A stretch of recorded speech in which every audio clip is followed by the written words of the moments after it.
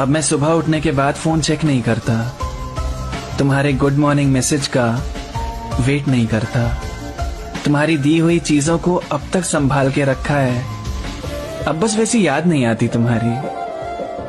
पर मैं आज भी तुम्हें हेट नहीं करता।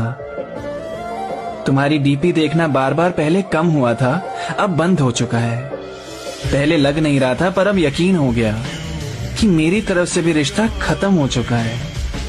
अब मैं जल्दी सोने लगा हूं, टाइम से नींद आ जाती है।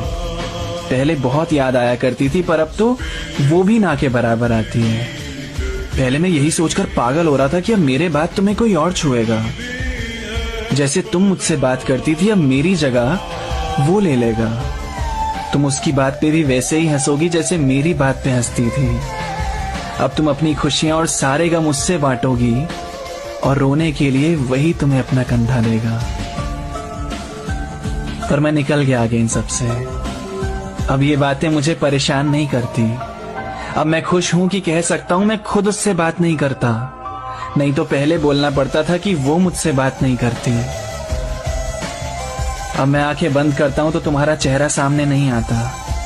मैं गाने तो आज भी वैसे ही गुनगुनाता हूं, पर अब तुम्हें याद करके नहीं गाता।